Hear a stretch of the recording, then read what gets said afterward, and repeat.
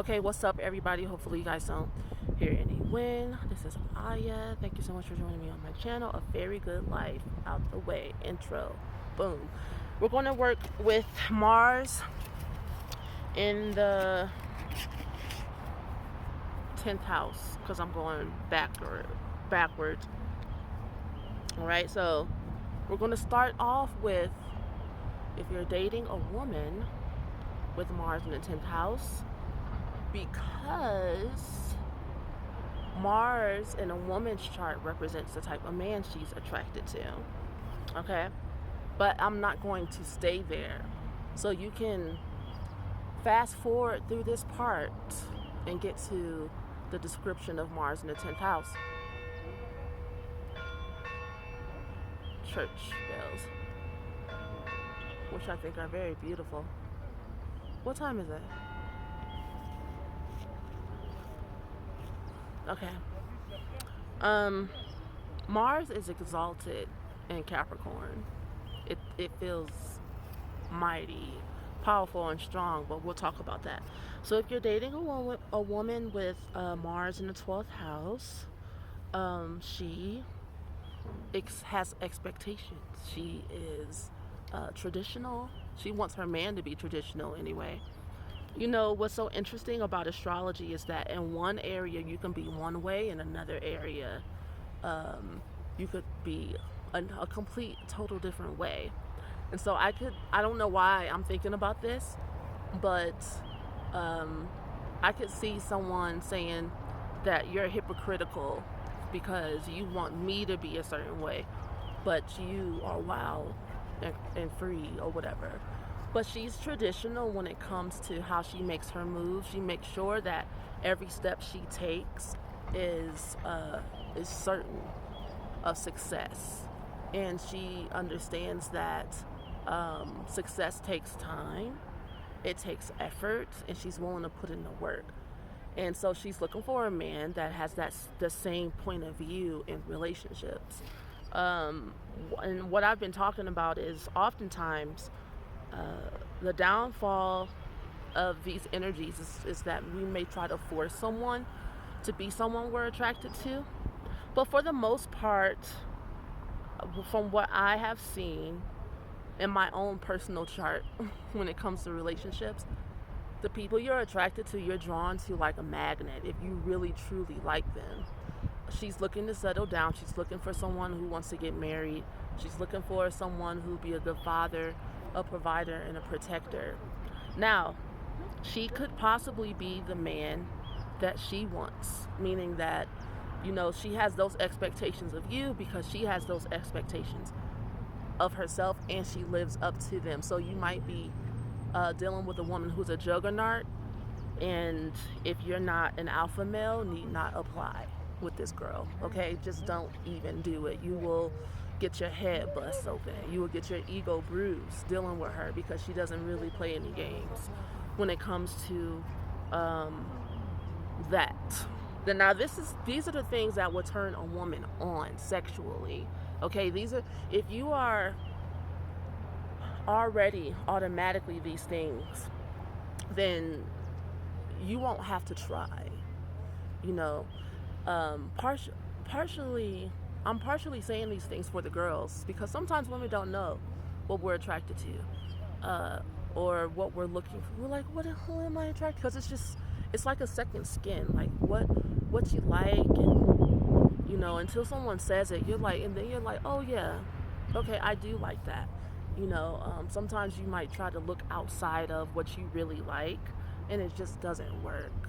Or sometimes I can see with this placement, her liking an older man, and this could be traditional values or older man, long-term relation, long-term attraction. She might like somebody for a really long time, and you'll never know it because she plays it cool. But let's move on to just aspects of Mars in the 10th house. You're a boss. You're about your paper. But you're mostly about longevity, having a foundation. You're going to do, I hope the wind's not too much because it's a little windy. That's why I put these headphones on. You are willing to do what it takes to lay the foundation to set yourself up for success, which is why your success is sure. It's on solid ground. Now, do you necessarily know what you want to do? That may be what trips you up as far as like, do you want to be a manager just to be a manager? Do you want to be an executive just to be an executive of what? A leader of whom? Like, where do you place this energy? I can see you wondering, like, okay, I have this drive, I have this energy, but how is it best used? How is it best placed for my benefit? Also, with Capricorn energy in general, there can be bitterness that develops because you are the type of person that if nobody else does the work, you're going to do it. And you're going to do your best.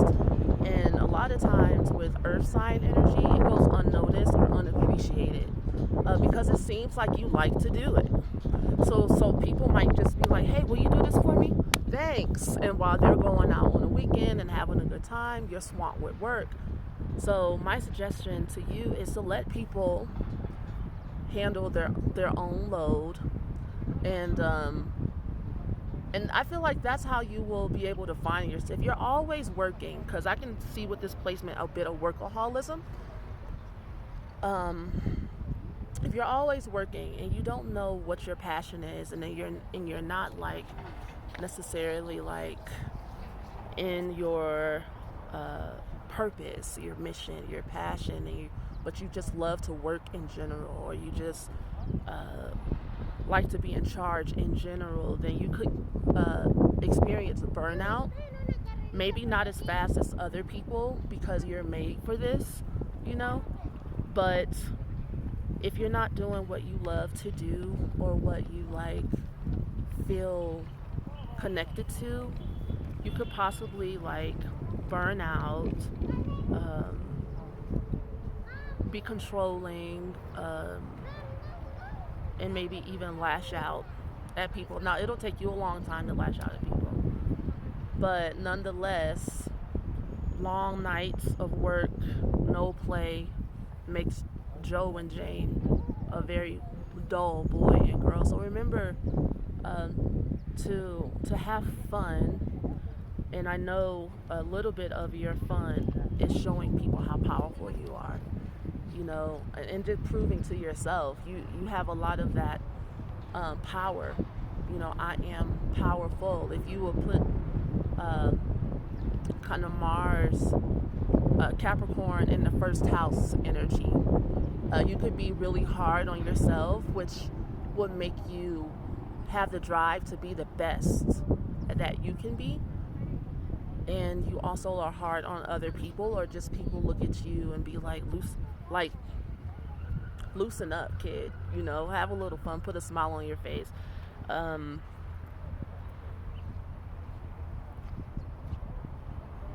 But you're here to build a legacy. You're here to enjoy the fruits of your labor. Your motto is somebody has got to do it. Why not me? It's going to be me. And don't let yourself be taken advantage of. Some people might see your drive more than you do. Sometimes that's the case, depending upon the placements, and might use your energy for their advantage, leaving you with the shorter end of the stick. Sometimes working harder does not mean that you're going to make more money. So you might want to lean into how can I work smart, because this placement would denote someone that is a workhorse. So if you have your own business, that makes sense. If you don't, then let other people handle their own job description. Let me know if I missed out on anything. Does this denote someone that has a lot of money? Not necessarily. If you had Jupiter with this placement, yes. But Saturn can sometimes shoot itself in the foot, like I was saying before, by working really, really, really hard and not receiving as much of the benefit as it deserves, which will lead to bitterness. But still, Mars is exalted in this placement because it just feels like I can do it. Saturn gives Mars a lot to do. Mars likes to do. Okay, but make sure you are doing the right things. You're doing in the right direction, and don't wait too long to take action because you're trying to make the perfect moves. So for you, it'll be like a titration back and forth, like for the rest of your life. Okay, am I working too much? Am I doing the right things? No, gracias. Okay. And so, yeah.